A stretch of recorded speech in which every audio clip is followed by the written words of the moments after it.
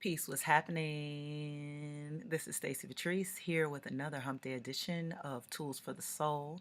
And as you may know, based on the last video, I have officially launched my favorite online program, the Love Immersion, and I have a group, and we are beginning to journey and immerse ourselves in love. And by this being the first Hump Day edition in February, why not talk about love?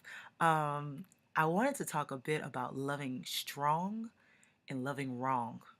And this is something that's near and dear to my heart because I have found myself being an early adopter to love. That, in a lot of scenarios where I love hard, the other person that I may love hard on may not quite understand yet the love that I am experiencing or why, or maybe she doesn't really know me. If she really knew me, maybe she wouldn't act like this, or maybe she would feel differently about me. And so it's kind of hard for people who are not used to being loved to step fully into that because it feels like um, that there's something that's expected or there's something that's wanted. And I also remember being in that stage in my life as well, where I felt that love was this um, uh, open, free exchange of, well, you need something, well, I need something. You need something, I need something. So you give me what I need, I give you what you need. And actually, I feel like that is still a component that is experienced in love, that you don't require that the other person does it, but that happens naturally. And so in my understanding of that, I've realized that loving really strong sometimes brings up the opposite response, which is someone pulling back, pulling away. The logical idea that's not really true is that the stronger you love on someone, the more love that they give you, right? And then you discover that that's actually quite false depending on the lover. If the lover's in the same space, if the lover's in a very open and kind of giving and maybe even yielding type of space where they say, let me see what's going on here and let me participate fully, then maybe that's what's happening. But if there's someone who's not accustomed to love, they still feel bitter or they still feel upset or somehow victimized by love, then it's really hard for that person to meet you in that free space and say, hey, let's do this together. So loving strong is not always accepted, and it juxtaposes what I call loving wrong. And I really don't believe in right and wrong. I just like it because it rhymes, I think. But loving wrong would be um, feeling that having strength and holding yourself together and being this rock is the answer to unlimited love. And really opening and being flexible and being vulnerable is actually a better solution than being the rock and being strong because rocks have to be chipped away to break.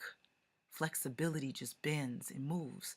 So the more flexible you are, the more likely it is that you'll be able to not only give love, but receive love and use it as a case by case example of what's needed at the time and be able to provide that.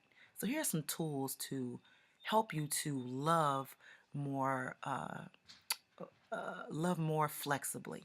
The first one is make sure that whoever it is that you're loving, you have an open conversation and communication with this person so that you're able to assess where they are, but not only assess where they are, they're able to speak directly to you about what's important and what the commonality is between you and them. And I think this step is really important. And I've discovered how important it is because a lot of times in our definitions of love, we give what we think other people need, or we give what we would like to have ourselves. But very rarely do we ask, what is it that a person really wants from their heart and are able to have the space and the flexibility to give it as if we have an abundance of it, right? And so this is the work. Another aspect of being able to love with flexibility and vulnerability is to be able to know when to pull back and be able to know when to go in. And you have to have a balance of the two. I really don't believe that there's any relationship where you can just go in and there's any relationship where you can just hold back. You have to have a balance of the two. And the holding back is not a holding back like you're fearful of, this other person, but it's a holding back like sometimes your strength can be off-putting. Sometimes what it is that you want to give out, you have other agendas or motives for that. And so that a lot of times this is your personality, your ego feeling that you know what's best for another person and feeling like that other person better receive what it is that you're giving because my goodness, you never give it. And you just have to use that also on a case by case basis and make sure that you're paying attention to the nuances of the other person, that you're seeing that this person's acting a little different. Or, I always say if someone who loves you does not give you what you need, they don't have it to give. And just let that sink in. They don't have it to give. And no one who loves you is going to purposely say, intentionally say, you know what, I'm not going to give my lover what they need. It's just inherently not the first thought that people have. What will happen if they resent you or if they feel some kind of way, they may hold back, they may not trust, they may not feel the intimacy. All of these things are possible. But more often than not, the reason they can't give you what you're asking for, even if they know you're asking for it, is because they don't have it to give. There's some other program running, taking up space, that's not giving them that space to be able to gift gift love in a way that it flows freely from them and doesn't feel like an obligation. They may want to give you all the things you want, but then you may also look up and realize, hey, I don't even have the things I want. I'm not even full. And here I am trying to give all of myself to other people, and I hope that, I'll get more love back to feel myself. And it never works that way. The third tool that I would love to share about being flexible is knowing that being courageous in love is really a gift. Being courageous enough to know that you are a wellspring of whatever it is you have to give, as long as you know how to refill that wellspring. And that if someone seemingly takes something from you, that there's more where that came from. And maybe you have stronger discernment, and maybe you have stronger uh, analyzation skills, knowing, maybe spiritual fortitude, realization, knowing who you are, what you're worth, and what is doable and what is not. But more often than not, it's really about just knowing that you can give courageously and knowing that no one can take anything from you, and that whatever it is that you have to give is a gift. And it was a gift that was gifted to you, which is why you know how to give it. That's really key, is that you've already been given it, and that's why you know how to give it in return. And the more that you've been given it, the easier you can let it go and give it to someone else. So that's just a few tools for the soul that I have for this week about loving strong and loving wrong. And really, loving wrong is just being angry, being upset, being resentful, being unforgiving, and being a non-communicator about what's important to you, how you feel, and how to move forward from that. So if you're feeling like a victim or you don't have everything you need, it's because you haven't offered it. Be strong in your resolve to give, but also be strong in the sense that it's okay to be open where someone can see you clearly. That's also a strength. Strength is not just being rigid and being, hardcore. A strength is also being able to be seen, and being able to be seen regardless of the circumstance, and being comfortable with being seen regardless of the circumstances, so that you may get what it is that you're here to give. You may give what it is that you're here to get.